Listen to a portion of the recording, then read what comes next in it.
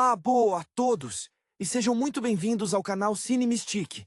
Se você é novo por aqui, não se esqueça de se inscrever no canal e deixar o seu like no vídeo. Hoje vamos conversar sobre o aguardado filme Zootopia 2, previsto para 2025. A luz da manhã em Zootopia já não era a mesma vibrante promessa dos primeiros dias de Judy Hopps na polícia. O tempo havia passado, e a coelha, agora uma detetive respeitada, mas ainda com aquela energia inesgotável que a fez sair de Bunny Burrow, sentia o peso da rotina e, francamente, a lentidão de certos processos burocráticos que ela tanto desprezava. Nick Wilde, seu parceiro e confidente, navegava pela vida com aquele charme cínico polido, mas era visível que o sucesso como consultor informal da polícia lhe dera uma estabilidade que ele, o ex-picareta de conhecia bem, não esperava. O caso que os tirou do conforto da delegacia de Savannah Central era estranho, até para os padrões de Zootopia. Começou com o desaparecimento de pequenos artefatos tecnológicos, invenções de ponta que pareciam sumir no ar. Não eram roubos de alto nível, mas a precisão e a ausência de vestígios indicavam uma sofisticação que beirava o impossível. Judy, sempre focada no justiça para todos, via isso como um desafio à integridade da cidade.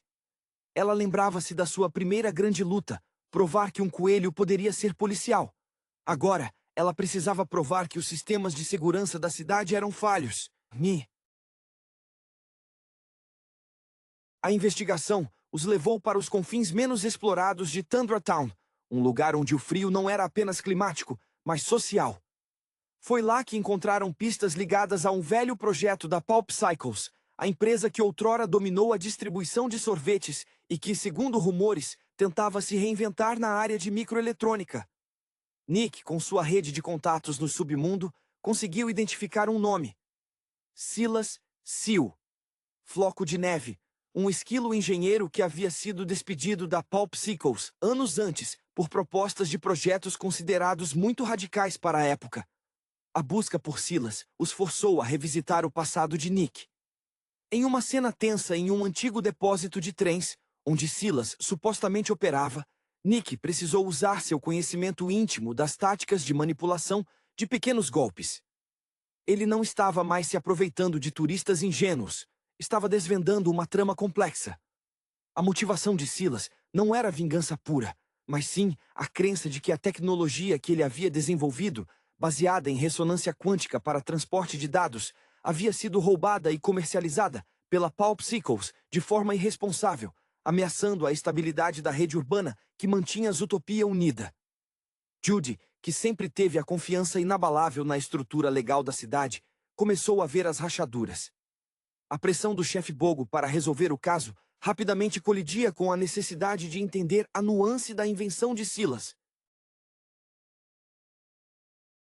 Ela viu no esquilo frustrado um reflexo distorcido de sua própria ambição, a de mudar o sistema por dentro. O clímax se desenrola durante a inauguração de um novo centro de comunicações de alta velocidade, financiado pela agora reformulada Popsicles. Silas planejava usar seu dispositivo para expor publicamente os segredos comerciais e as patentes ilegais da corporação, causando um colapso midiático. Judy e Nick precisam correr contra o tempo. Enquanto Nick utiliza suas habilidades de distração e persuasão para neutralizar os seguranças robóticos de Silas, Judy tem o confronto final. Não foi uma briga física, foi um duelo de convicções. Judy, lembrando-se do seu lema de que todos podem ser o que quiserem, argumenta que a exposição violenta não traria a mudança que Silas desejava, apenas o caos que ele temia. Ela promete usar sua posição para forçar uma investigação correta sobre a Popsicles, um caminho mais longo, mas que preservaria a harmonia que ambos juraram proteger, ainda que Nick duvidasse dessa harmonia. Silas, vendo a sinceridade da coelha e a face de resignação de Nick, que sabia que aquela era a única saída pacífica, desliga o dispositivo segundos antes do ataque final. A crise é evitada. A Pulp Cycles é investigada, e Silas, em um acordo negociado por Nick, que recebeu um bônus substancial por isso, é contratado como consultor de ética tecnológica, um lugar onde sua genialidade pode ser canalizada. Ao voltarem para a delegacia, o sol poente pintava a cidade de laranja e roxo. Judy sentia um cansaço diferente. Ela não havia apenas prendido um criminoso. Ela havia mediado uma revolução tecnológica frustrada. Nick, ajustando o colarinho da sua camisa, comentou que talvez a verdadeira injustiça de Zootopia não fossem os predadores contra as presas, mas sim o gênio reprimido contra a burocracia corporativa. E pela primeira vez, Judy Hopps não discordou totalmente. O trabalho deles, percebeu, nunca seria apenas sobre manter a paz, mas sobre calibrar o motor da cidade para que ele não explodisse por dentro. Aquele final, com a promessa de uma auditoria corporativa, parecia um triunfo agridoce. Judy, ao observar Nick aceitando o pagamento gordo pela sua mediação extraoficial, sentia uma pontada de frustração. Ela se lembrava de como, no início de sua carreira, acreditava piamente que a lei por si só bastava. Agora, como detetive sênior, ela entendia que a justiça muitas vezes dependia da negociação astuta, do aperto de mão nos bastidores, algo que a pequena coelha de Bunny Burrow nunca esperava ter que abraçar. Aquele caso com Silas Floco de Neve não era sobre prender o mal. Era sobre reencaixar uma peça quebrada no complexo quebra-cabeça de Zootopia. Nick, por sua vez, estava genuinamente satisfeito. Ele não era um purista da lei, mas era um mestre em otimização de resultados. Ver Silas, um esquilo claramente brilhante, mas desiludido, sendo absorvido pelo sistema que o rejeitou, era a prova de que ele sabia jogar o jogo. O charme dele, que antes era uma ferramenta de sobrevivência nas ruas, agora era um ativo valioso na sala de reuniões. Ele tinha a habilidade de fazer com que todos sentissem que tinham ganhado algo, mesmo que a vitória fosse apenas a ausência de uma derrota total. Para Nick, essa era a verdadeira arte da convivência urbana. De volta ao apartamento compartilhado que dividiam por conveniência de turnos, o silêncio pairava, diferente daquele tenso silêncio da cena anterior. Judy estava na sua mesa, revisando os relatórios, suas patas batendo ritmicamente contra a superfície. Ela estava pensando em como Silas, com sua visão sobre a instabilidade da rede de comunicação, havia apontado para um medo latente que a própria Zootopia tentava ignorar. A cidade era um organismo vivo, dependente de sistemas cada vez mais frágeis. A ambição dela sempre foi inspirar confiança. A de Silas, expor a fragilidade. Nick, jogado no sofá, observava a parceira com um carinho disfarçado de tédio. Ele notava como a busca incessante por ser a melhor policial, a mais correta, consumia Judy. Ele se lembrava de como a inspirou a sonhar grande, mas agora ele sentia a necessidade de ancorá-la. "Ei, cenourinha!" Ele chamou, a voz rouca. "Você salvou o dia. A Popsicles vai ter que engolir o rabo por um bom tempo." "Desliga esse relatório e vamos pegar umas guloseimas congeladas. Afinal, um esquilo engenheiro quase nos deu um apagão total. Merecemos um sorvete." Judy sorriu, um sorriso pequeno e cansado.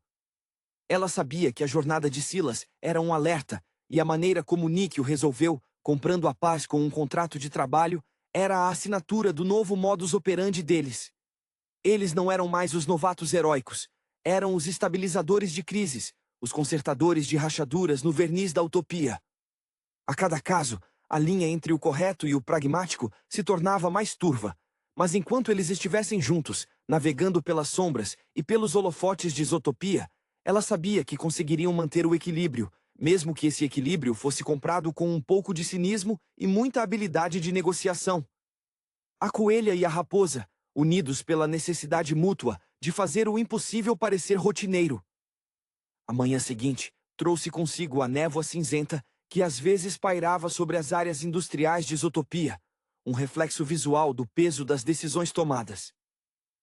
Judy, ao acordar, sentiu a rigidez nos ombros, não apenas pelo sono interrompido, mas pela complexidade moral do acordo final. A ideia de Silas, um engenheiro brilhante levado ao desespero pela ganância corporativa, ser comprado pelo sistema, incomodava sua bússola interna, aquela que sempre apontava para a pureza da lei.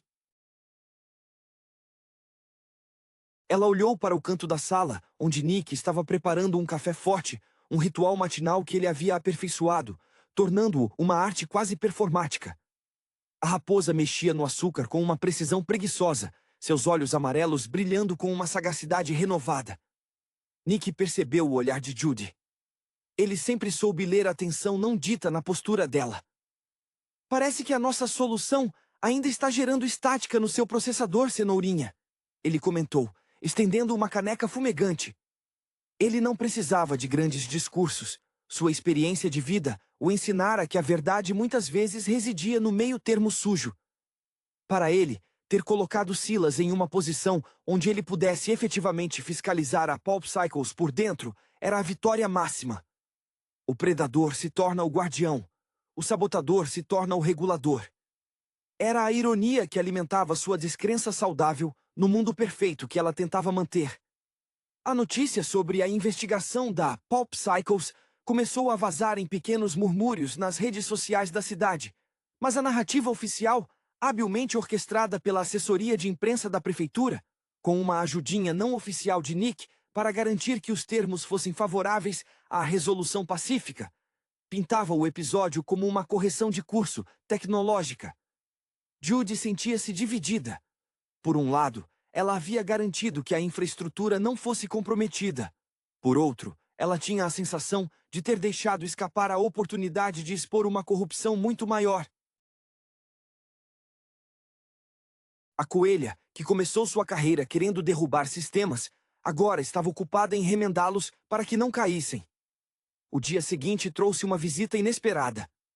A prefeita Belvedere, cuja imagem pública havia sido cuidadosamente polida após os eventos passados, apareceu na delegacia. Ela não estava ali para parabenizar Judy, mas para dar um aviso velado. Em seu escritório, cercada por plantas que pareciam mais saudáveis do que a própria política da cidade, ela elogiou a prontidão de Judy em evitar o pânico. Detetive Hobbs, disse Belvedere, com um sorriso forçado que não alcançava seus olhos de ovelha. Zootopia precisa de estabilidade acima de tudo. O trabalho de vocês é manter as engrenagens funcionando, não desmontá-las para ver como o óleo escorre. Era claro que a prefeita temia que a curiosidade investigativa de Judy pudesse tropeçar em algo que ela preferisse manter enterrado, talvez relacionado aos contratos obscuros que possibilitaram a ascensão da Pulp Cycles reformulada.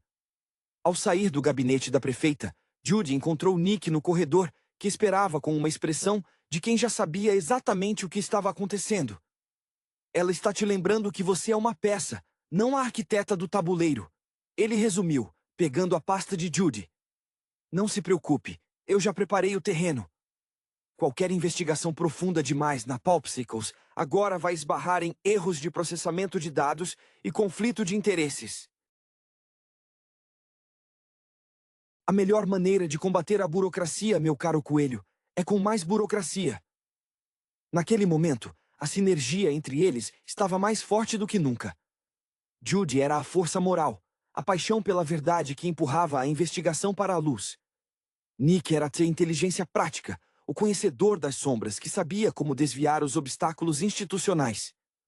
A jornada deles em Zootopia deixara de ser uma aventura de detetives para se tornar um ato constante de equilíbrio político.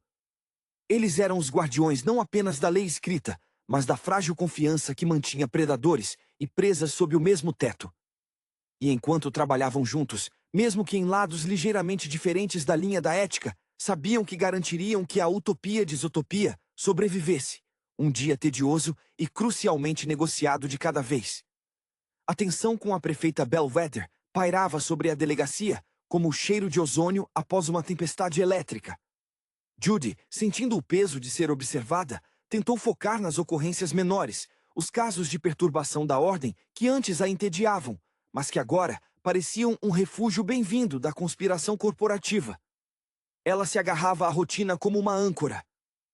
Nick, percebendo a necessidade da parceira de se sentir útil em tarefas mais tangíveis, assumiu a frente nas interações com os níveis mais altos, usando sua recém-adquirida credibilidade para suavizar as arestas deixadas pelo caso Silas. Ele se tornou o filtro, garantindo que os relatórios sobre a Pulp Cycles fossem menos detalhados e mais focados no aspecto reabilitação do funcionário, um eufemismo que ele executava com maestria. No entanto, a paz comprada tinha um custo. Silas Floco de Neve, em seu novo papel de consultor de ética tecnológica na Pulp Cycles, estava estranhamente quieto. Ele havia se tornado uma figura quase fantasmagórica dentro da grande corporação, reportando-se apenas a um novo conselho de supervisão que, ironicamente, Nick ajudara a nomear.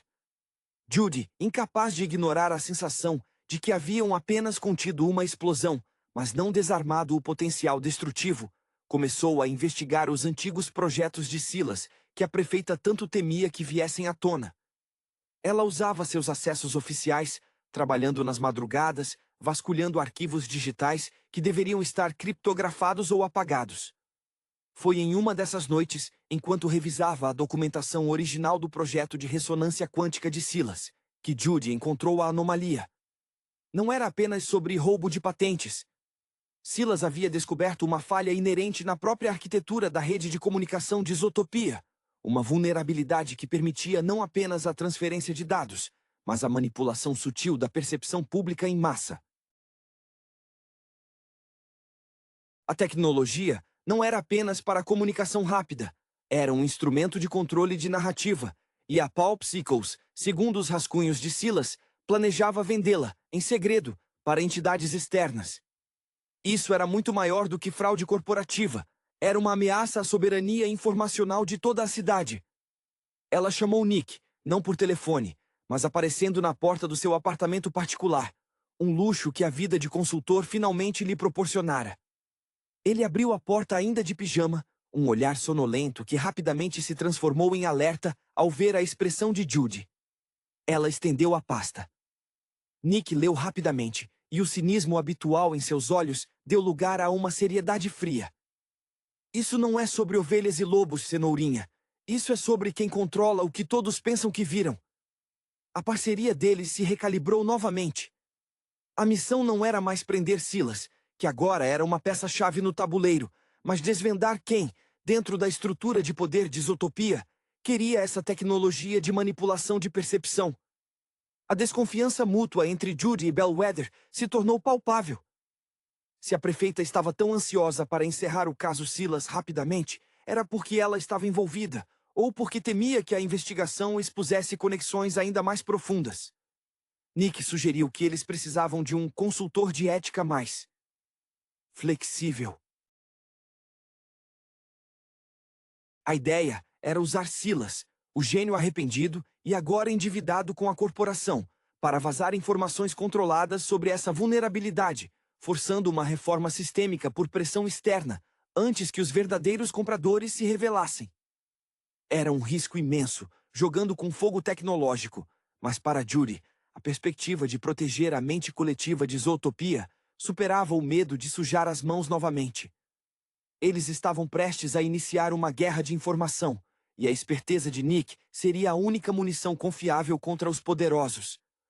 A decisão de manipular Silas para expor a vulnerabilidade da rede era um salto de fé perigoso, um reconhecimento tácito de que os canais legais estavam bloqueados ou comprometidos. Judy sentia um frio na barriga que não vinha de Tundra Town, mas da natureza da traição que estavam prestes a orquestrar. Ela, a coelha que jurou defender a ordem, agora planejava uma infiltração de informações. Nick, contudo, parecia revigorado. O jogo havia ficado mais complexo, mais parecido com as apostas altas que ele amava no submundo, mas agora, com um objetivo nobre: proteger a cidade de ser controlada por mentiras. O encontro com Silas foi meticulosamente planejado em um café neutro, um lugar com câmeras que Nick garantiu estarem temporariamente cegas por um curto-circuito no sistema de climatização. Silas estava visivelmente abatido, as orelhas caídas sob o peso da sua nova posição na Popsicles. Ele parecia um fantasma, aprisionado pelo salário gordo e pela promessa de redenção profissional. Quando Judy lhe mostrou os rascunhos sobre a manipulação da percepção, o esquilo tremeu. Eu criei uma arma que eu não sabia que era uma arma, Silas sussurrou, sua voz quase inaudível sobre o som da máquina de café. Ele confessou que os verdadeiros compradores da tecnologia eram um consórcio internacional de investidores, interessados em estabilizar mercados, manipulando informações sobre crises climáticas e financeiras em Isotopia. Bellwether, ele suspeitava, estava sendo usada como intermediária, trocando a autonomia informacional da cidade por estabilidade política e fundos para seu projeto de modernização. A estratégia de Nick era audaciosa. Silas deveria perder um conjunto de dados criptografados durante um evento público da Popsicles, dados que detalhariam a falha e apontariam sutilmente para o envolvimento da prefeitura. Não seria uma explosão, mas um vazamento lento e constante de verdade. Nick estava supervisionando a criptografia, aplicando camadas de ofuscação tão complexas que nem mesmo a inteligência de Zootopia as decifraria rapidamente. Ele se sentia como o mestre de um golpe de estado intelectual. Judy, por sua vez, precisava fazer sua parte no plano de cobertura. Ela precisava criar uma distração investigativa que desviasse a atenção da polícia de Zootopia da Popsicles, focando em um inimigo externo plausível.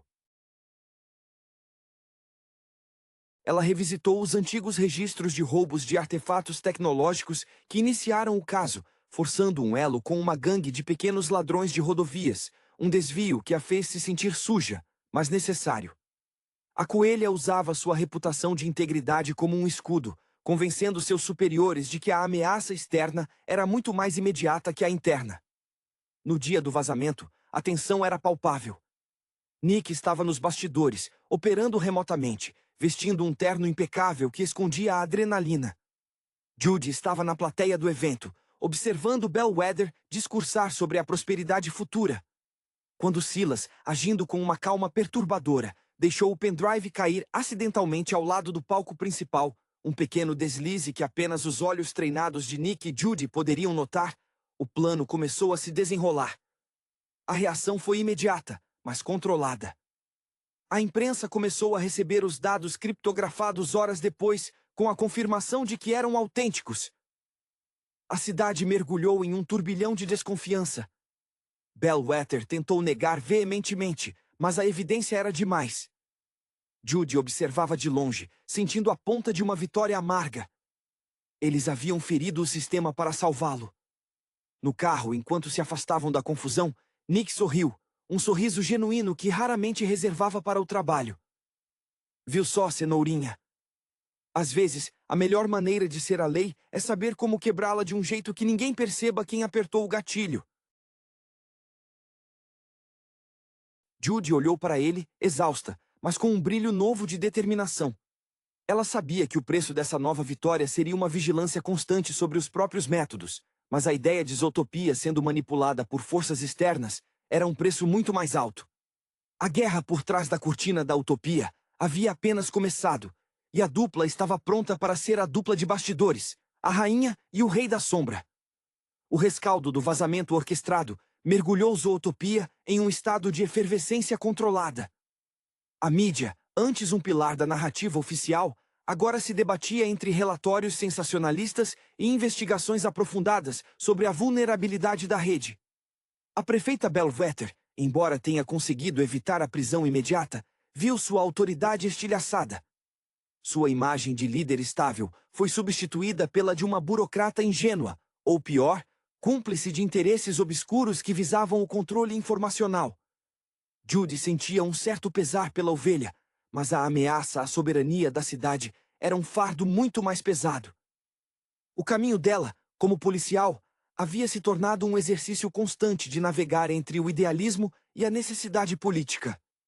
Nick, aproveitando o caos, posicionou-se como um analista de segurança de crise, um especialista em traçar as conexões financeiras por trás do consórcio internacional que Silas havia mencionado.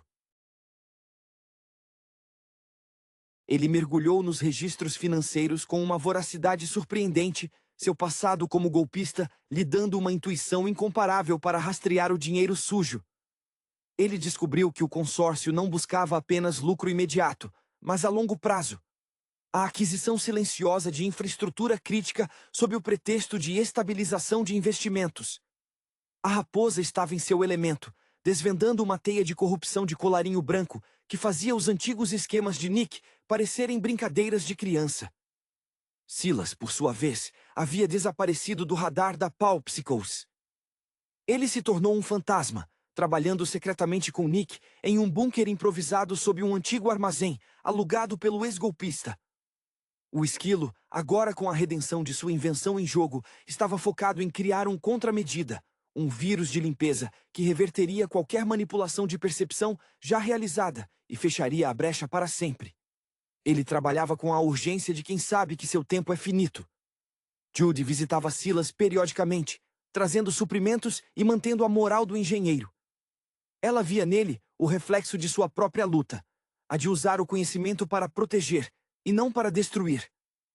O clímax da investigação se concentrou em um encontro secreto agendado por Nick com o representante legal do consórcio, uma lontra de aparência inabalável chamada Victor Mander. O local era uma galeria de arte moderna, um lugar onde a fachada de cultura escondia transações obscuras. Nick não foi ali para negociar, ele foi para expor.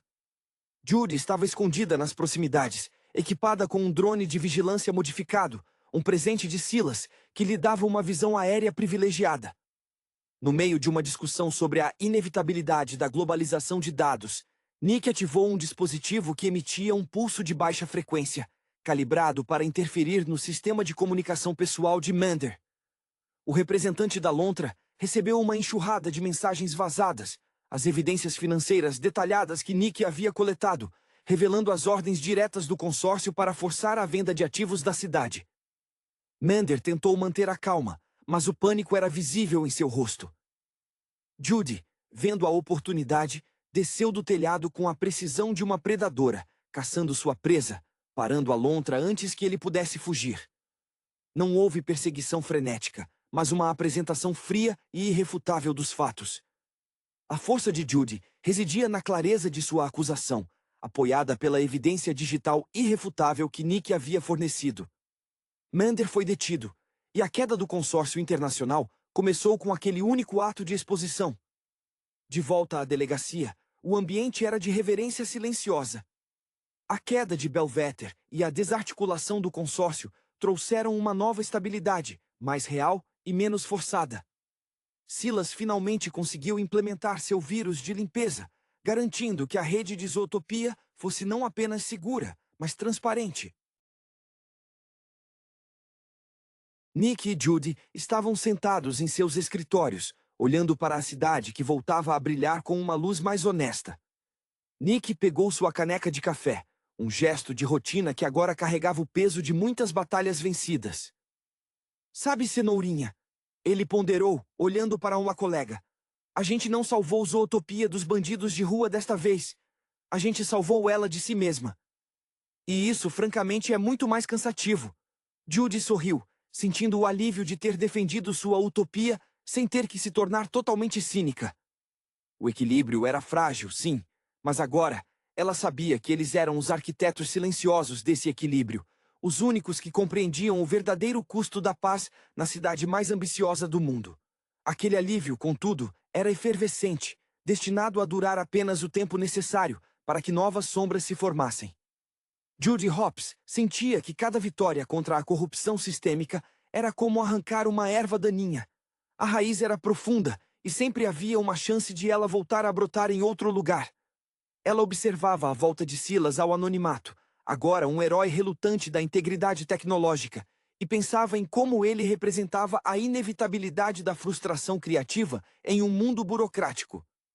O vírus de limpeza que ele implantou era uma obra-prima de segurança, mas Judy sabia que toda defesa criava um novo incentivo para um ataque mais engenhoso. A coelha não estava mais apenas patrulhando, ela estava vigiando a própria estrutura da cidade.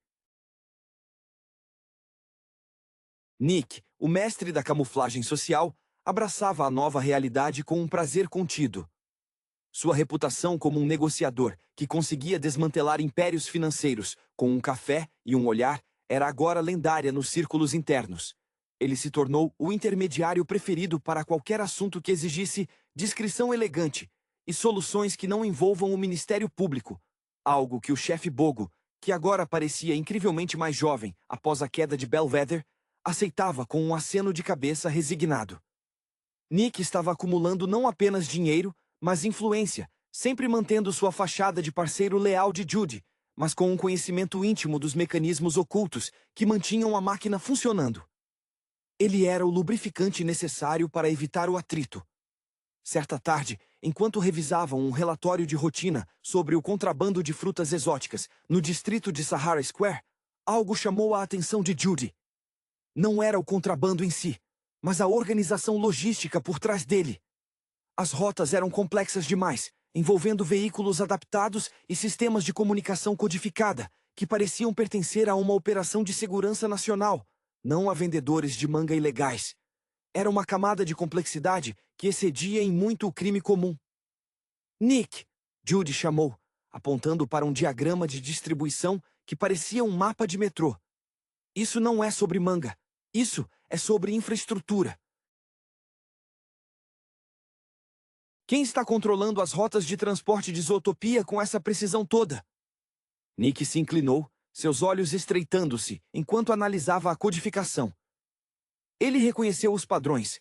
Eram variações ligeiramente alteradas de protocolos de segurança que ele havia visto usados em simulações de logística militar, projetos que a prefeitura havia rejeitado anos atrás por serem excessivamente caros e paranoicos. A verdade surgiu com um clique assustador. O contrabando era apenas a fachada, o teste de campo. Alguém estava testando a capacidade de Zootopia de ser controlada logisticamente. A inspiração para esse novo tipo de crime parecia vir de um lugar familiar, mas ampliado. Judy se lembrou de Silas, mas este novo inimigo não buscava apenas expor falhas. Buscava o controle total do movimento de Zootopia, poder sobre quem poderia comer o quê, ir para onde e quando. O medo de Judy se concentrou na ideia de que, se eles controlassem a logística, poderiam efetivamente criar guetos invisíveis, controlando o acesso a recursos essenciais sem disparar um alarme de segurança. Nick percebeu que a luta contra o consórcio havia apenas deslocado o poder para outro grupo, um grupo que parecia valorizar a ordem logística acima de tudo.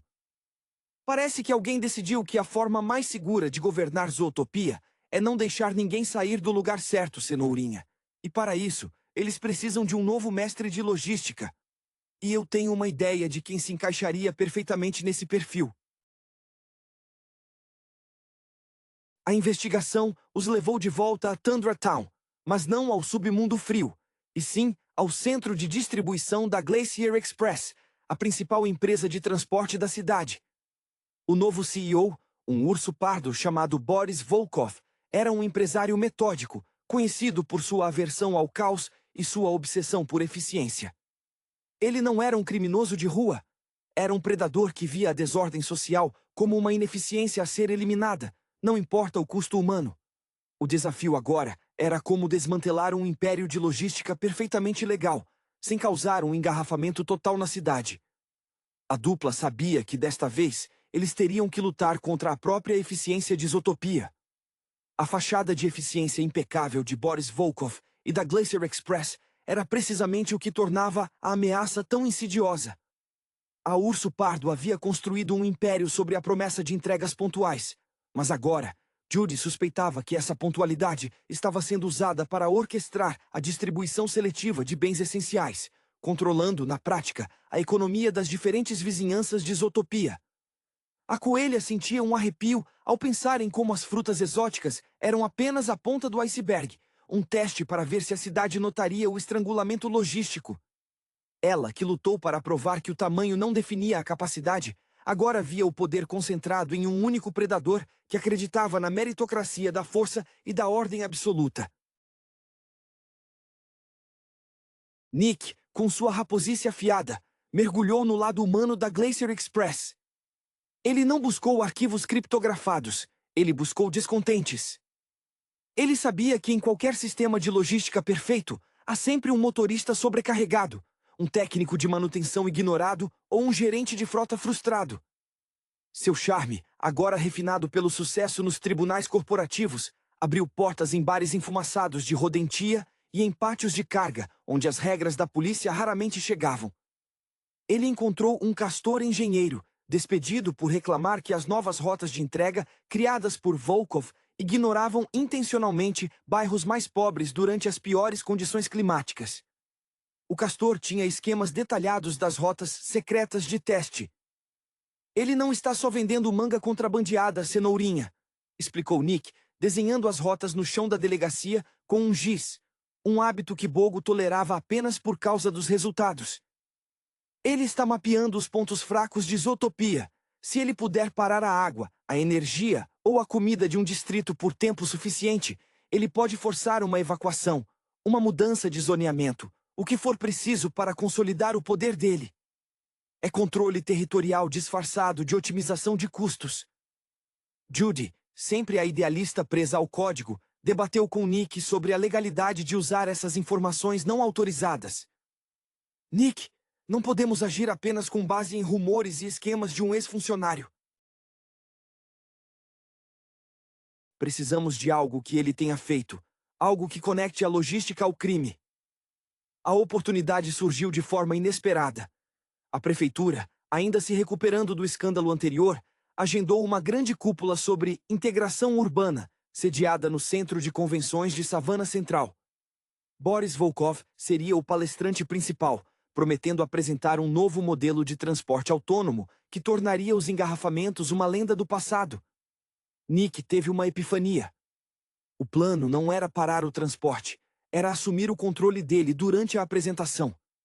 Eles descobriram que Volkov pretendia usar a cúpula para lançar um programa piloto de seus caminhões autônomos, todos conectados a um único servidor de controle mestre, instalado no subsolo do Centro de Convenções.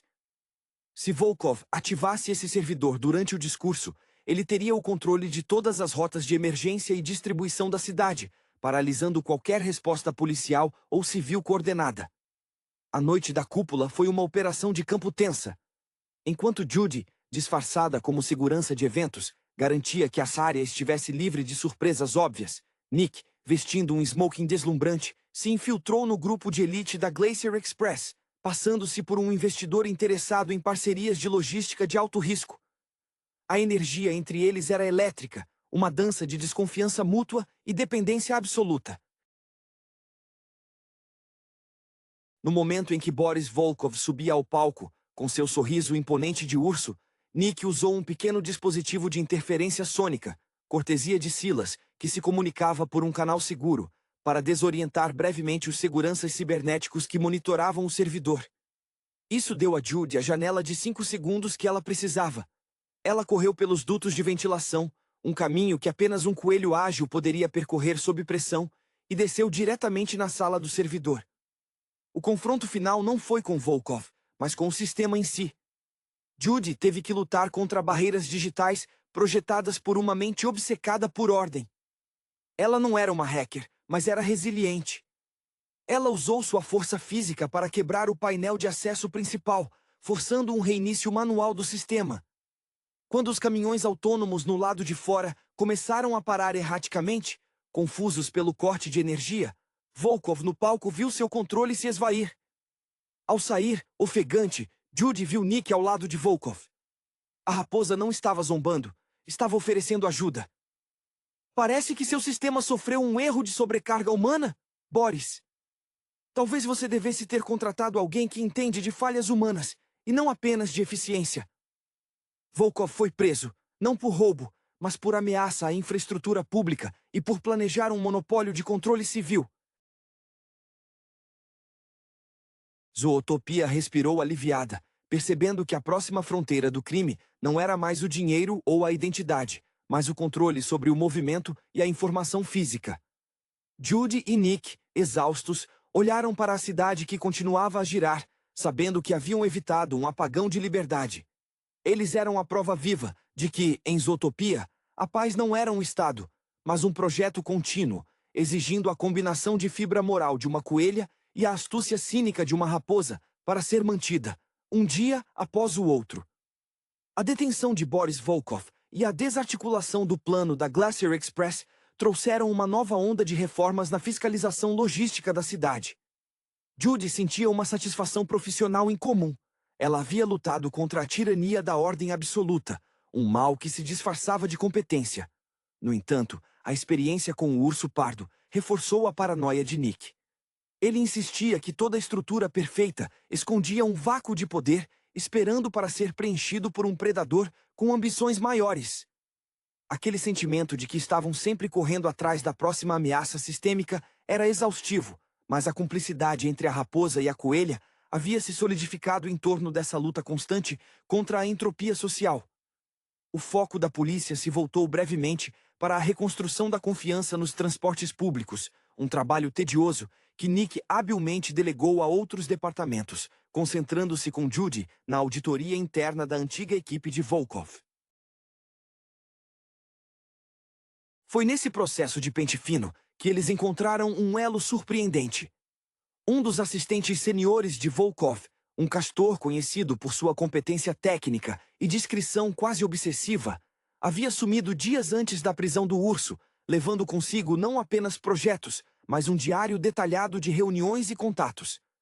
Este castor, Elias Castorino, não parecia um criminoso em potencial, mas seu sumiço sugeria que ele possuía informações mais sensíveis do que qualquer um havia imaginado. Nick rastreou o rastro digital de Elias até os distritos mais antigos de Zootopia, áreas que haviam sido negligenciadas pelas grandes reformas urbanas, lugares onde as leis eram mais flexíveis e a vigilância tecnológica mais esparsa. Eles se dirigiram para The Tundra Town Edge, uma área de transição entre o gelo e a tundra, onde as antigas tensões entre as espécies ainda eram palpáveis. Ao chegarem a um antigo complexo de armazenamento abandonado, o cenário era desolador. O cheiro de mofo e metal enferrujado dominava o ar. Judy, com sua lanterna, sentiu a adrenalina subir.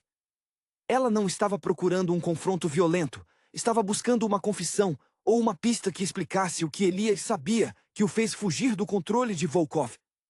Eles encontraram Elias não escondido, mas trabalhando freneticamente em um laboratório improvisado. O castor estava tentando construir algo. Não um sistema de controle, mas um transmissor de emergência.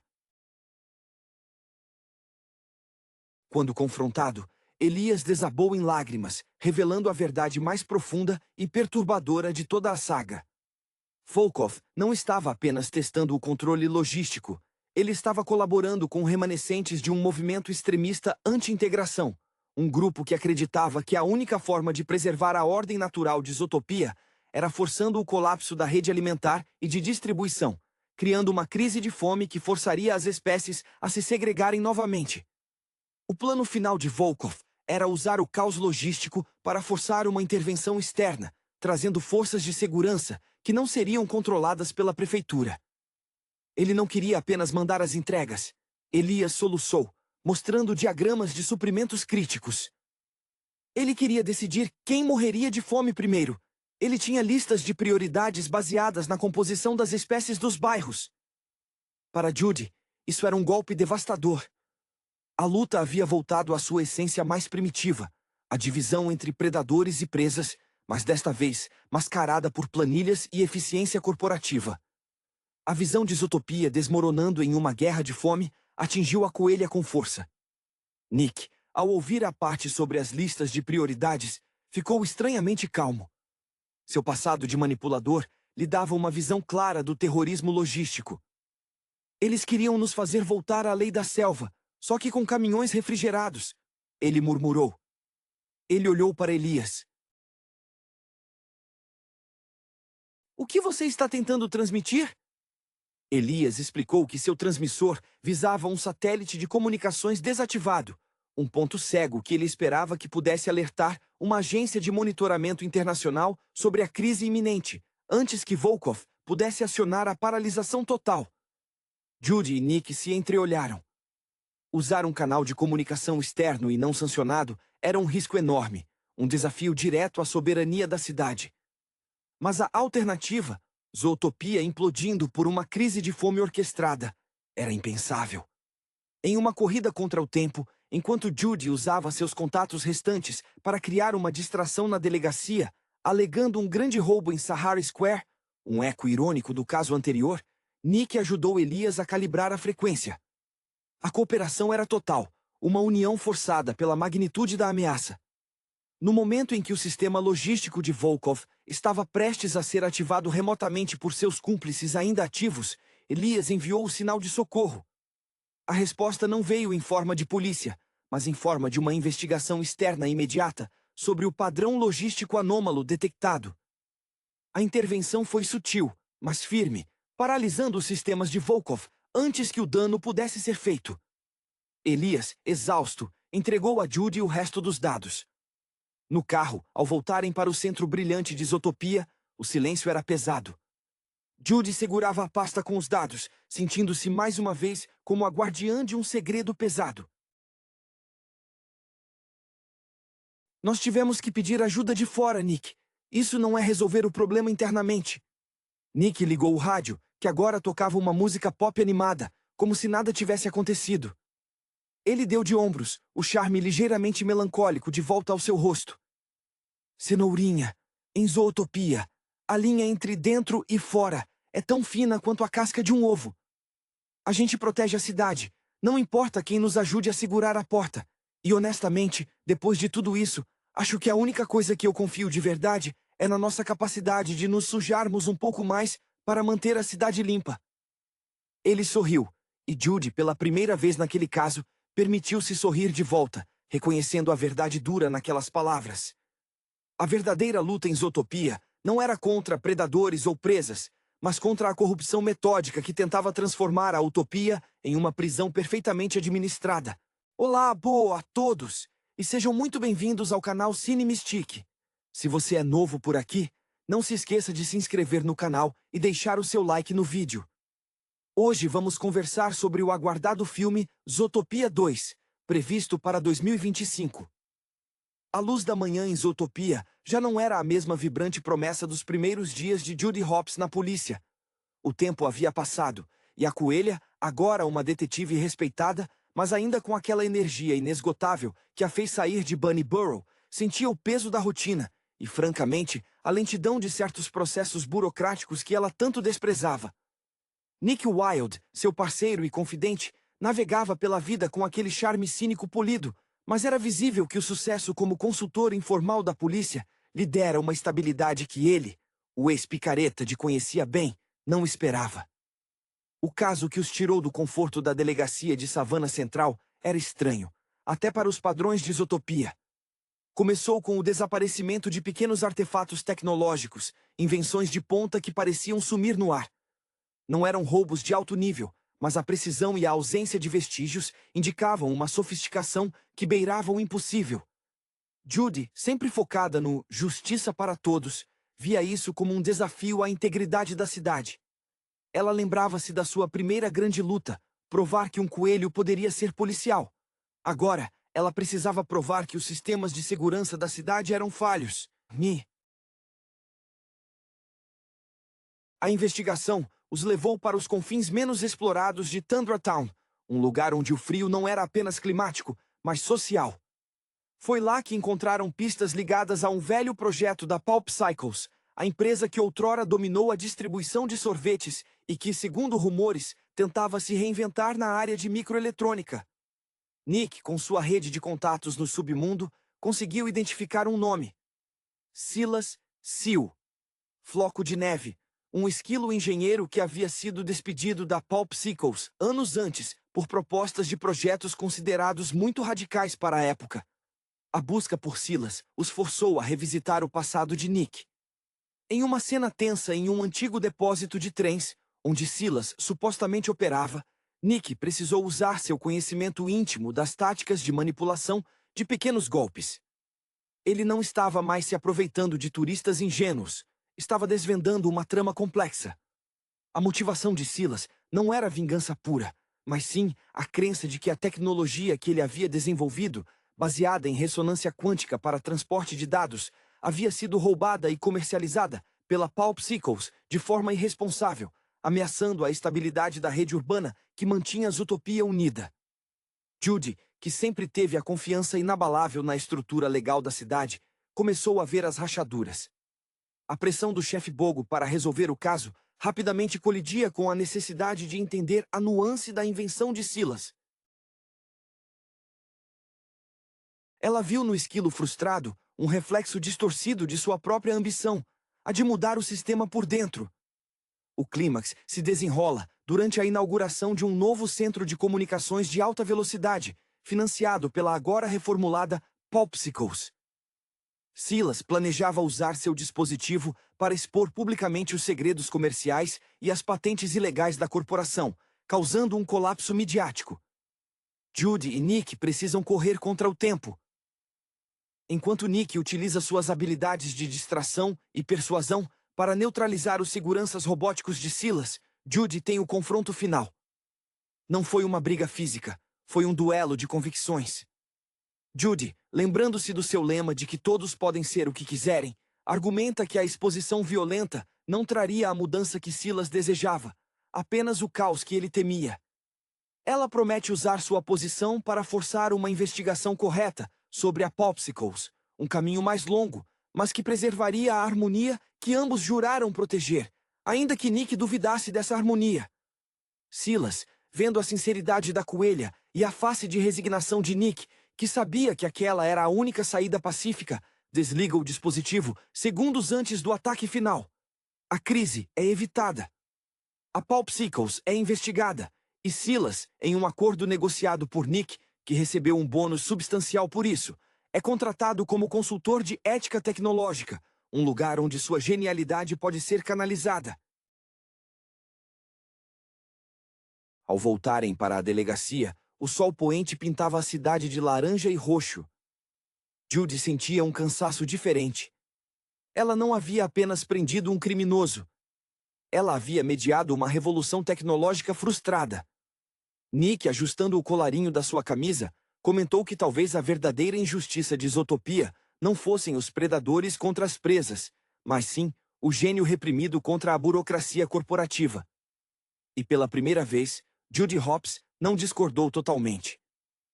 O trabalho deles, percebeu, nunca seria apenas sobre manter a paz, mas sobre calibrar o motor da cidade para que ele não explodisse por dentro. Aquele final, com a promessa de uma auditoria corporativa, parecia um triunfo agridoce. Judy, ao observar Nick aceitando o pagamento gordo pela sua mediação extraoficial, sentia uma pontada de frustração. Ela se lembrava de como, no início de sua carreira, acreditava piamente que a lei por si só bastava.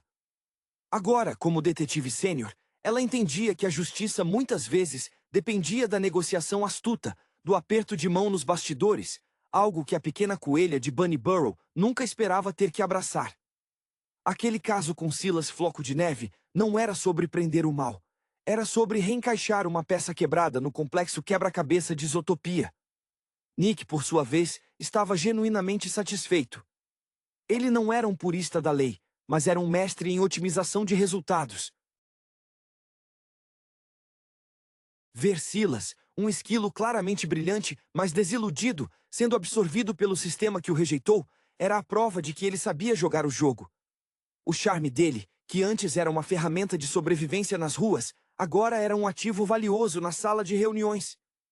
Ele tinha a habilidade de fazer com que todos sentissem que tinham ganhado algo, mesmo que a vitória fosse apenas a ausência de uma derrota total.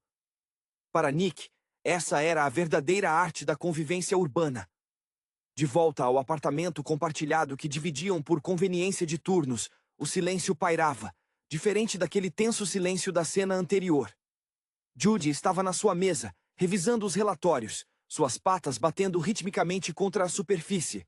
Ela estava pensando em como Silas, com sua visão sobre a instabilidade da rede de comunicação, havia apontado para um medo latente que a própria Zootopia tentava ignorar. A cidade era um organismo vivo, dependente de sistemas cada vez mais frágeis. A ambição dela sempre foi inspirar confiança. A de Silas, expor a fragilidade. Nick, jogado no sofá, observava a parceira com um carinho disfarçado de tédio. Ele notava como a busca incessante por ser a melhor policial, a mais correta, consumia Judy. Ele se lembrava de como a inspirou a sonhar grande, mas agora ele sentia a necessidade de ancorá-la. "Ei, cenourinha!" Ele chamou, a voz rouca. "Você salvou o dia. A Popsicles vai ter que engolir o rabo por um bom tempo." "Desliga esse relatório e vamos pegar umas guloseimas congeladas. Afinal, um esquilo engenheiro quase nos deu um apagão total. Merecemos um sorvete." Judy sorriu, um sorriso pequeno e cansado. Ela sabia que a jornada de Silas era um alerta, e a maneira como Nick o resolveu comprando a paz com um contrato de trabalho, era a assinatura do novo modus operandi deles. Eles não eram mais os novatos heróicos, eram os estabilizadores de crises, os consertadores de rachaduras no verniz da utopia. A cada caso, a linha entre o correto e o pragmático se tornava mais turva, mas enquanto eles estivessem juntos, navegando pelas sombras e pelos holofotes de Zootopia, ela sabia que conseguiriam manter o equilíbrio, mesmo que esse equilíbrio fosse comprado com um pouco de cinismo e muita habilidade de negociação. A coelha e a raposa, unidos pela necessidade mútua de fazer o impossível parecer rotineiro. A manhã seguinte trouxe consigo a névoa cinzenta que às vezes pairava sobre as áreas industriais de Zootopia, um reflexo visual do peso das decisões tomadas. Judy, ao acordar, sentiu a rigidez nos ombros, não apenas pelo sono interrompido, mas pela complexidade moral do acordo final. A ideia de Silas, um engenheiro brilhante levado ao desespero pela ganância corporativa, ser comprado pelo sistema, incomodava sua bússola interna, aquela que sempre apontava para a pureza da lei. Ela olhou para o canto da sala, onde Nick estava preparando um café forte, um ritual matinal que ele havia aperfeiçoado, tornando-o uma arte quase performática. A raposa mexia no açúcar com uma precisão preguiçosa, seus olhos amarelos brilhando com uma sagacidade renovada. Nick percebeu o olhar de Judy. Ele sempre soube ler a tensão não dita na postura dela. Parece que a nossa solução ainda está gerando estática no seu processador, cenourinha, ele comentou, estendendo uma caneca fumegante. Ele não precisava de grandes discursos. Sua experiência de vida o ensinara que a verdade muitas vezes residia no meio termo sujo. Para ele, ter colocado Silas em uma posição onde ele pudesse efetivamente fiscalizar a Pulp Cycles por dentro era a vitória máxima. O predador se torna o guardião. O sabotador se torna o regulador. Era a ironia que alimentava sua descrença saudável no mundo perfeito que ela tentava manter. A notícia sobre a investigação da Pulp Cycles começou a vazar em pequenos murmúrios nas redes sociais da cidade, mas a narrativa oficial, habilmente orquestrada pela assessoria de imprensa da prefeitura, com uma ajudinha não oficial de Nick para garantir que os termos fossem favoráveis à resolução pacífica, pintava o episódio como uma correção de curso tecnológica. Judy sentia-se dividida. Por um lado, ela havia garantido que a infraestrutura não fosse comprometida. Por outro, ela tinha a sensação de ter deixado escapar a oportunidade de expor uma corrupção muito maior. A coelha, que começou sua carreira querendo derrubar sistemas, agora estava ocupada em remendá-los para que não caíssem. O dia seguinte trouxe uma visita inesperada. A prefeita Belvedere, cuja imagem pública havia sido cuidadosamente polida após os eventos passados, apareceu na delegacia. Ela não estava ali para parabenizar Judy, mas para dar um aviso velado. Em seu escritório, cercada por plantas que pareciam mais saudáveis do que a própria política da cidade, ela elogiou a prontidão de Judy em evitar o pânico. Detetive Hobbs, disse Belvedere, com um sorriso forçado que não alcançava seus olhos de ovelha. Zootopia precisa de estabilidade acima de tudo. O trabalho de vocês é manter as engrenagens funcionando, não desmontá-las para ver como o óleo escorre. Era claro que a prefeita temia que a curiosidade investigativa de Judy pudesse tropeçar em algo que ela preferisse manter enterrado, talvez relacionado aos contratos obscuros que possibilitaram a ascensão da Pulp Cycles reformulada. Ao sair do gabinete da prefeita, Judy encontrou Nick no corredor, que esperava com uma expressão de quem já sabia exatamente o que estava acontecendo. Ela está te lembrando que você é uma peça, não a arquiteta do tabuleiro. Ele resumiu, pegando a pasta de Judy. Não se preocupe, eu já preparei o terreno. Qualquer investigação profunda demais na Pulp Cycles agora vai esbarrar em erros de processamento de dados e conflito de interesses. A melhor maneira de combater a burocracia, meu caro coelho, é com mais burocracia. Naquele momento, a sinergia entre eles estava mais forte do que nunca. Judy era a força moral, a paixão pela verdade que empurrava a investigação para a luz. Nick era a inteligência prática, o conhecedor das sombras que sabia como desviar os obstáculos institucionais. A jornada deles em Zootopia deixara de ser uma aventura de detetives para se tornar um ato constante de equilíbrio político. Eles eram os guardiões não apenas da lei escrita, mas da frágil confiança que mantinha predadores e presas sob o mesmo teto. E enquanto trabalhavam juntos, mesmo que em lados ligeiramente diferentes da linha da ética, sabiam que garantiriam que a utopia de Zootopia sobrevivesse, um dia tedioso e crucialmente negociado de cada vez. A tensão com a prefeita Bellwether pairava sobre a delegacia como o cheiro de ozônio após uma tempestade elétrica. Judy, sentindo o peso de ser observada, tentou focar nas ocorrências menores, os casos de perturbação da ordem que antes a entediavam, mas que agora pareciam um refúgio bem-vindo da conspiração corporativa. Ela se agarrava à rotina como uma âncora.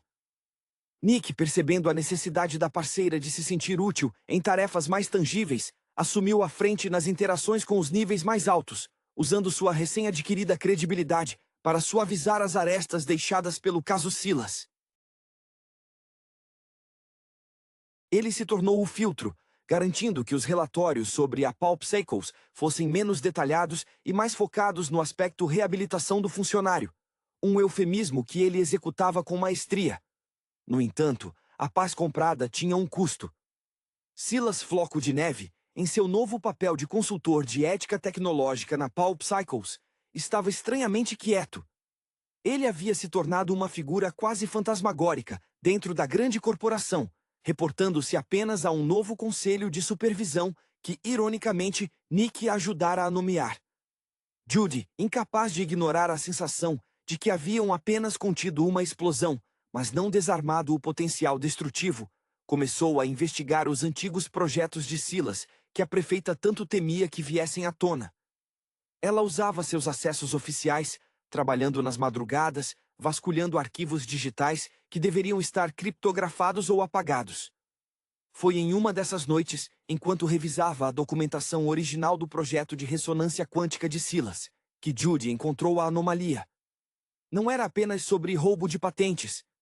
Silas havia descoberto uma falha inerente na própria arquitetura da rede de comunicação de Zootopia, uma vulnerabilidade que permitia não apenas a transferência de dados, mas a manipulação sutil da percepção pública em massa.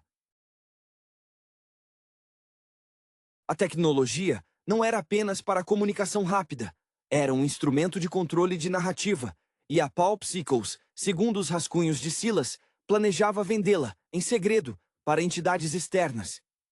Isso era muito maior do que fraude corporativa. Era uma ameaça à soberania informacional de toda a cidade. Ela chamou Nick, não por telefone, mas aparecendo na porta do seu apartamento particular, um luxo que a vida de consultor finalmente lhe proporcionara. Ele abriu a porta ainda de pijama, um olhar sonolento que rapidamente se transformou em alerta ao ver a expressão de Judy. Ela estendeu a pasta. Nick leu rapidamente, e o cinismo habitual em seus olhos deu lugar a uma seriedade fria. Isso não é sobre ovelhas e lobos, cenourinha. Isso é sobre quem controla o que todos pensam que viram. A parceria deles se recalibrou novamente. A missão não era mais prender Silas, que agora era uma peça-chave no tabuleiro, mas desvendar quem, dentro da estrutura de poder de Zootopia, queria essa tecnologia de manipulação de percepção. A desconfiança mútua entre Judy e Bellwether se tornou palpável. Se a prefeita estava tão ansiosa para encerrar o caso Silas rapidamente, era porque ela estava envolvida, ou porque temia que a investigação expusesse conexões ainda mais profundas. Nick sugeriu que eles precisavam de um consultor de ética mais flexível.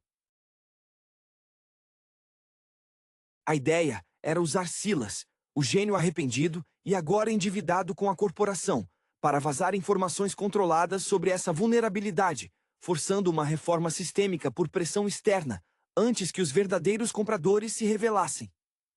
Era um risco imenso, jogando com fogo tecnológico, mas para Judy, a perspectiva de proteger a mente coletiva de Zootopia superava o medo de sujar as mãos novamente.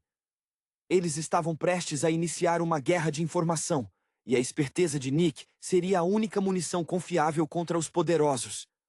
A decisão de manipular Silas para expor a vulnerabilidade da rede era um salto de fé perigoso, um reconhecimento tácito de que os canais legais estavam bloqueados ou comprometidos. Judy sentia um frio na barriga que não vinha de Tundra Town, mas da natureza da traição que estavam prestes a orquestrar. Ela, a coelha que jurou defender a ordem, agora planejava uma infiltração de informações. Nick, contudo, parecia revigorado. O jogo havia ficado mais complexo, mais parecido com as apostas altas que ele amava no submundo, mas agora, com um objetivo nobre: proteger a cidade de ser controlada por mentiras. O encontro com Silas foi meticulosamente planejado em um café neutro, um lugar com câmeras que Nick garantiu estarem temporariamente cegas por um curto-circuito no sistema de climatização. Silas estava visivelmente abatido, as orelhas caídas sob o peso da sua nova posição na Popsicles. Ele parecia um fantasma, aprisionado pelo salário gordo e pela promessa de redenção profissional. Quando Judy lhe mostrou os rascunhos sobre a manipulação da percepção, o esquilo tremeu. Eu criei uma arma que eu não sabia que era uma arma, Silas sussurrou, sua voz quase inaudível sobre o som da máquina de café. Ele confessou que os verdadeiros compradores da tecnologia eram um consórcio internacional de investidores, interessados em estabilizar mercados, manipulando informações sobre crises climáticas e financeiras em Zootopia. Bellwether, ele suspeitava, estava sendo usada como intermediária, trocando a autonomia informacional da cidade por estabilidade política e fundos para seu projeto de modernização. A estratégia de Nick era audaciosa. Silas deveria perder um conjunto de dados criptografados durante um evento público da Popsicles, dados que detalhariam a falha e apontariam sutilmente para o envolvimento da prefeitura.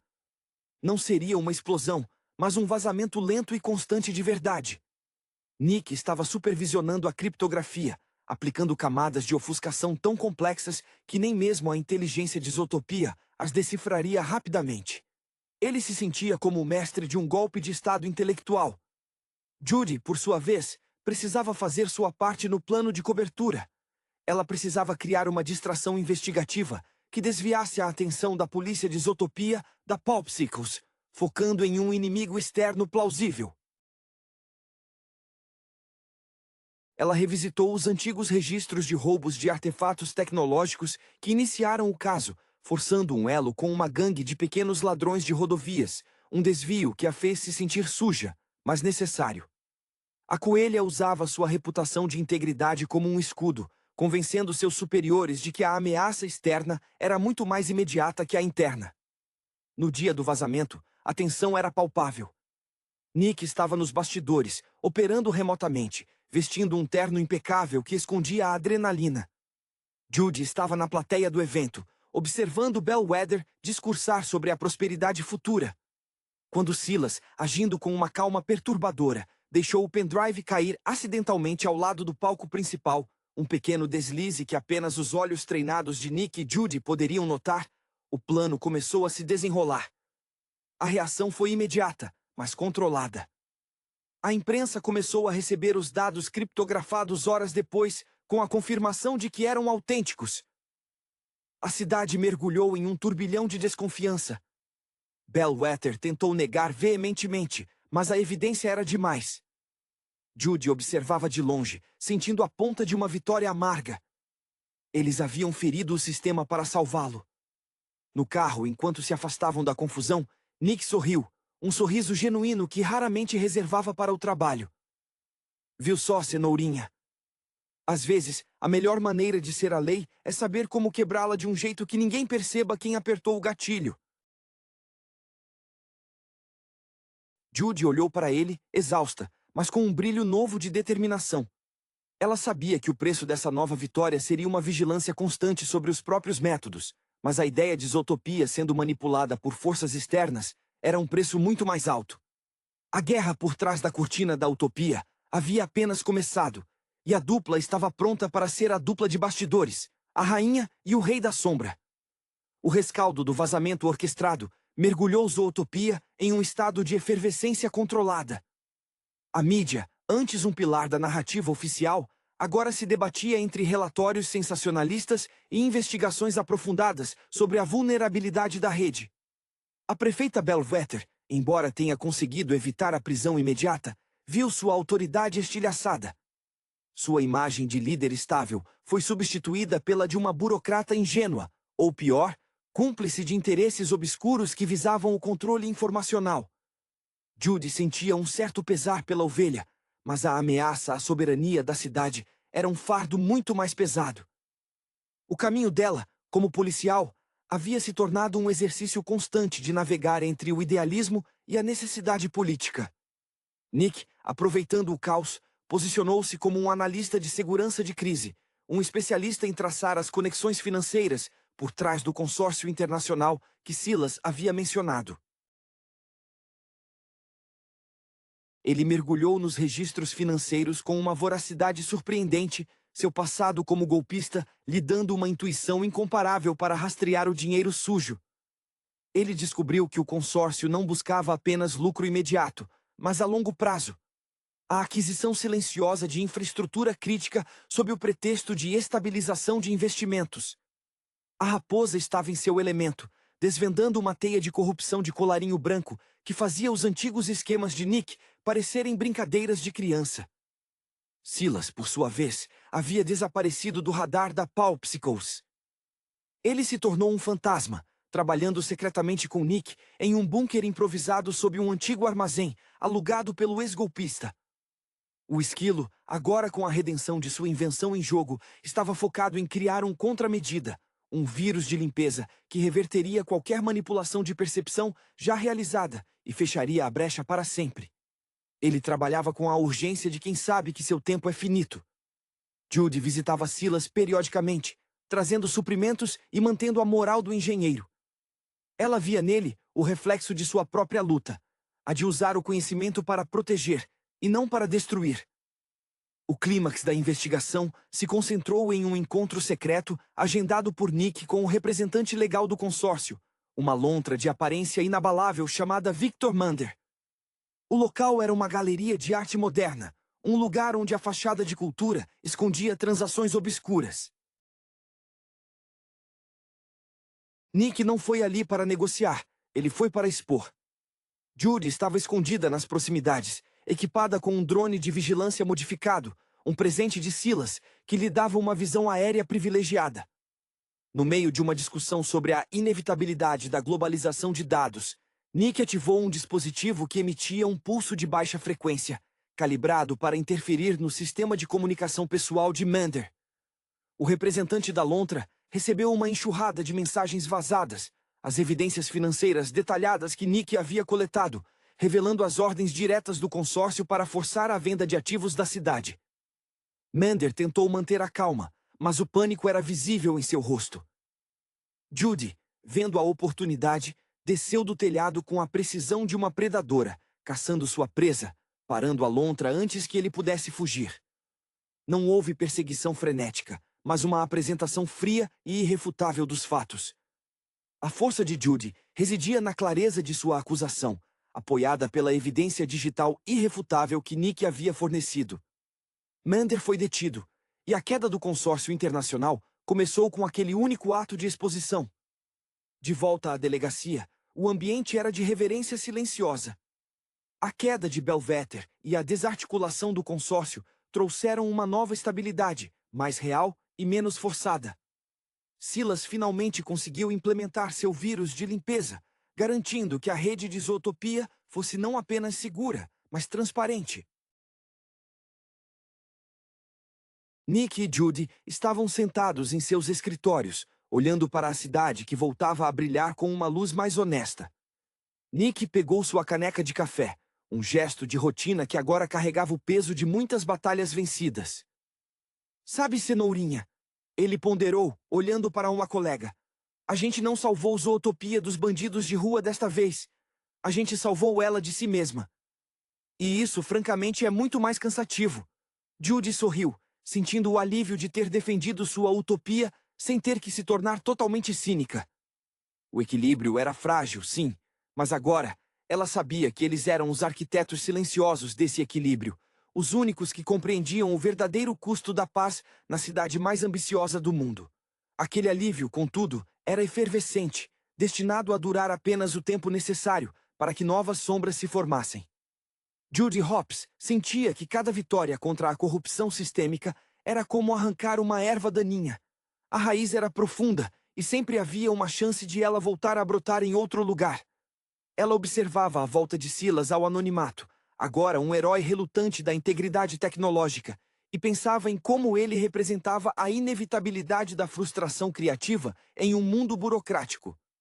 O vírus de limpeza que ele implantou era uma obra-prima de segurança, mas Judy sabia que toda defesa criava um novo incentivo para um ataque mais engenhoso. A coelha não estava mais apenas patrulhando, ela estava vigiando a própria estrutura da cidade. Nick, o mestre da camuflagem social, abraçava a nova realidade com um prazer contido. Sua reputação como um negociador que conseguia desmantelar impérios financeiros com um café e um olhar era agora lendária nos círculos internos. Ele se tornou o intermediário preferido para qualquer assunto que exigisse discrição elegante e soluções que não envolvam o Ministério Público, algo que o chefe Bogo, que agora parecia incrivelmente mais jovem após a queda de Belvedere, aceitava com um aceno de cabeça resignado. Nick estava acumulando não apenas dinheiro, mas influência, sempre mantendo sua fachada de parceiro leal de Judy, mas com um conhecimento íntimo dos mecanismos ocultos que mantinham a máquina funcionando. Ele era o lubrificante necessário para evitar o atrito. Certa tarde, enquanto revisavam um relatório de rotina sobre o contrabando de frutas exóticas no distrito de Sahara Square, algo chamou a atenção de Judy. Não era o contrabando em si, mas a organização logística por trás dele. As rotas eram complexas demais, envolvendo veículos adaptados e sistemas de comunicação codificada, que pareciam pertencer a uma operação de segurança nacional, não a vendedores de manga ilegais. Era uma camada de complexidade que excedia em muito o crime comum. Nick, Judy chamou, apontando para um diagrama de distribuição que parecia um mapa de metrô. Isso não é sobre manga. Isso é sobre infraestrutura. Quem está controlando as rotas de transporte de Zootopia com essa precisão toda? Nick se inclinou, seus olhos estreitando-se, enquanto analisava a codificação. Ele reconheceu os padrões. Eram variações ligeiramente alteradas de protocolos de segurança que ele havia visto usados em simulações de logística militar, projetos que a prefeitura havia rejeitado anos atrás por serem excessivamente caros e paranoicos. A verdade surgiu com um clique assustador. O contrabando era apenas a fachada, o teste de campo. Alguém estava testando a capacidade de Zootopia de ser controlada logisticamente. A inspiração para esse novo tipo de crime parecia vir de um lugar familiar, mas ampliado. Judy se lembrou de Silas, mas este novo inimigo não buscava apenas expor falhas. Buscava o controle total do movimento de Zootopia, poder sobre quem poderia comer o quê, ir para onde e quando. O medo de Judy se concentrou na ideia de que, se eles controlassem a logística, poderiam efetivamente criar guetos invisíveis, controlando o acesso a recursos essenciais sem disparar um alarme de segurança. Nick percebeu que a luta contra o consórcio havia apenas deslocado o poder para outro grupo, um grupo que parecia valorizar a ordem logística acima de tudo. Parece que alguém decidiu que a forma mais segura de governar Zootopia é não deixar ninguém sair do lugar certo, Cenourinha. E para isso, eles precisam de um novo mestre de logística. E eu tenho uma ideia de quem se encaixaria perfeitamente nesse perfil. A investigação os levou de volta a Tundra Town, mas não ao submundo frio, e sim ao centro de distribuição da Glacier Express, a principal empresa de transporte da cidade. O novo CEO, um urso pardo chamado Boris Volkov, era um empresário metódico, conhecido por sua aversão ao caos e sua obsessão por eficiência. Ele não era um criminoso de rua. Era um predador que via a desordem social como uma ineficiência a ser eliminada, não importa o custo humano. O desafio agora era como desmantelar um império de logística perfeitamente legal, sem causar um engarrafamento total na cidade. A dupla sabia que, desta vez, eles teriam que lutar contra a própria eficiência de Zootopia. A fachada de eficiência impecável de Boris Volkov e da Glacier Express era precisamente o que tornava a ameaça tão insidiosa. A Urso Pardo havia construído um império sobre a promessa de entregas pontuais, mas agora, Judy suspeitava que essa pontualidade estava sendo usada para orquestrar a distribuição seletiva de bens essenciais, controlando, na prática, a economia das diferentes vizinhanças de Zootopia. A coelha sentia um arrepio ao pensar em como as frutas exóticas eram apenas a ponta do iceberg, um teste para ver se a cidade notaria o estrangulamento logístico.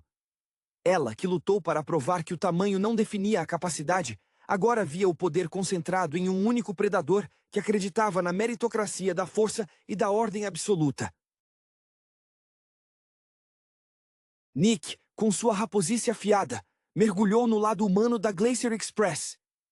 Ele não buscou arquivos criptografados, ele buscou descontentes.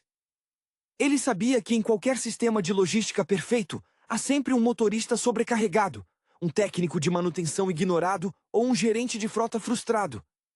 Seu charme, agora refinado pelo sucesso nos tribunais corporativos, abriu portas em bares enfumaçados de rodentia e em pátios de carga, onde as regras da polícia raramente chegavam. Ele encontrou um castor engenheiro, despedido por reclamar que as novas rotas de entrega, criadas por Volkov, ignoravam intencionalmente bairros mais pobres durante as piores condições climáticas. O castor tinha esquemas detalhados das rotas secretas de teste. Ele não está só vendendo manga contrabandeada, cenourinha, explicou Nick, desenhando as rotas no chão da delegacia com um giz, um hábito que Bogo tolerava apenas por causa dos resultados. Ele está mapeando os pontos fracos de Zootopia. Se ele puder parar a água, a energia ou a comida de um distrito por tempo suficiente, ele pode forçar uma evacuação, uma mudança de zoneamento, o que for preciso para consolidar o poder dele. É controle territorial disfarçado de otimização de custos. Judy, sempre a idealista presa ao código, debateu com Nick sobre a legalidade de usar essas informações não autorizadas. Nick, não podemos agir apenas com base em rumores e esquemas de um ex-funcionário. Precisamos de algo que ele tenha feito, algo que conecte a logística ao crime. A oportunidade surgiu de forma inesperada. A prefeitura, ainda se recuperando do escândalo anterior, agendou uma grande cúpula sobre integração urbana, sediada no Centro de Convenções de Savannah Central. Boris Volkov seria o palestrante principal, prometendo apresentar um novo modelo de transporte autônomo que tornaria os engarrafamentos uma lenda do passado.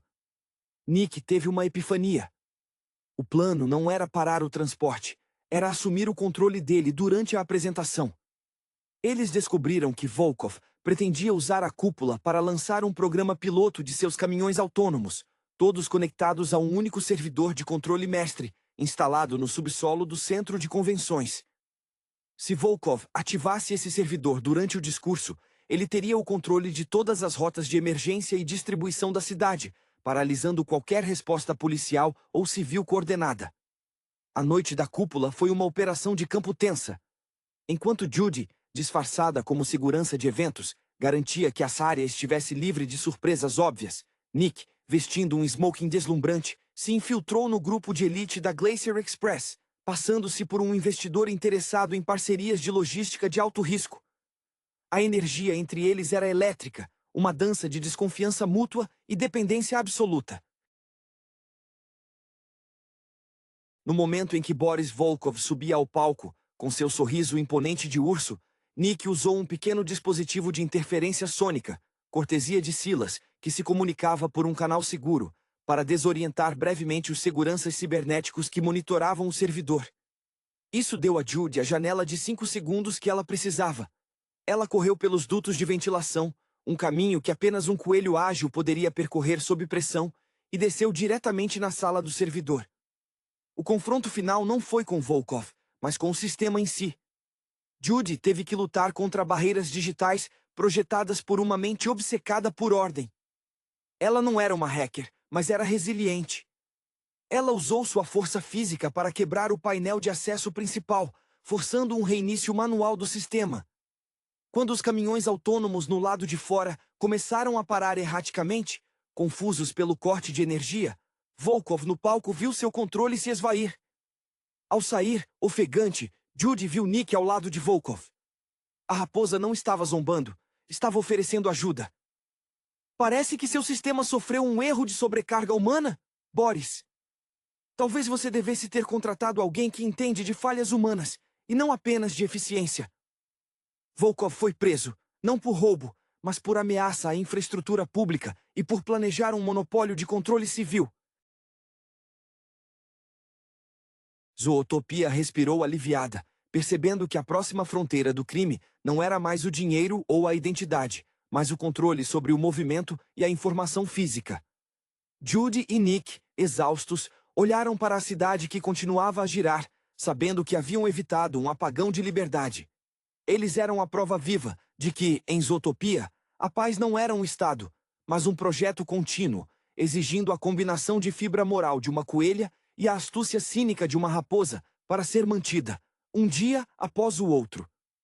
A detenção de Boris Volkov e a desarticulação do plano da Glacier Express trouxeram uma nova onda de reformas na fiscalização logística da cidade.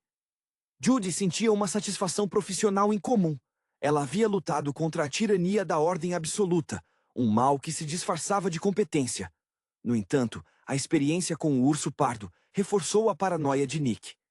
Ele insistia que toda a estrutura perfeita escondia um vácuo de poder, esperando para ser preenchido por um predador com ambições maiores.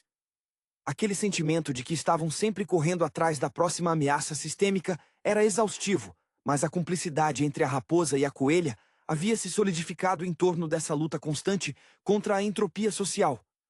O foco da polícia se voltou brevemente para a reconstrução da confiança nos transportes públicos, um trabalho tedioso que Nick habilmente delegou a outros departamentos, concentrando-se com Judy na auditoria interna da antiga equipe de Volkov. Foi nesse processo de pente fino que eles encontraram um elo surpreendente. Um dos assistentes seniores de Volkov, um castor conhecido por sua competência técnica e discrição quase obsessiva, havia sumido dias antes da prisão do urso, levando consigo não apenas projetos, mas um diário detalhado de reuniões e contatos. Este castor, Elias Castorino, não parecia um criminoso em potencial, mas seu sumiço sugeria que ele possuía informações mais sensíveis do que qualquer um havia imaginado. Nick rastreou o rastro digital de Elias até os distritos mais antigos de Zootopia, áreas que haviam sido negligenciadas pelas grandes reformas urbanas, lugares onde as leis eram mais flexíveis e a vigilância tecnológica mais esparsa. Eles se dirigiram para The Tundra Town Edge, uma área de transição entre o gelo e a tundra, onde as antigas tensões entre as espécies ainda eram palpáveis. Ao chegarem a um antigo complexo de armazenamento abandonado, o cenário era desolador. O cheiro de mofo e metal enferrujado dominava o ar. Judy, com sua lanterna, sentiu a adrenalina subir. Ela não estava procurando um confronto violento, estava buscando uma confissão ou uma pista que explicasse o que Elias sabia que o fez fugir do controle de Volkov. Eles encontraram Elias não escondido, mas trabalhando freneticamente em um laboratório improvisado. O castor estava tentando construir algo. Não um sistema de controle, mas um transmissor de emergência. Quando confrontado, Elias desabou em lágrimas, revelando a verdade mais profunda e perturbadora de toda a saga. Volkov não estava apenas testando o controle logístico, ele estava colaborando com remanescentes de um movimento extremista anti-integração, um grupo que acreditava que a única forma de preservar a ordem natural de Zootopia era forçando o colapso da rede alimentar e de distribuição, criando uma crise de fome que forçaria as espécies a se segregarem novamente. O plano final de Volkov era usar o caos logístico para forçar uma intervenção externa, trazendo forças de segurança que não seriam controladas pela prefeitura. Ele não queria apenas mandar as entregas. Elias soluçou, mostrando diagramas de suprimentos críticos. Ele queria decidir quem morreria de fome primeiro. Ele tinha listas de prioridades baseadas na composição das espécies dos bairros. Para Judy, isso era um golpe devastador. A luta havia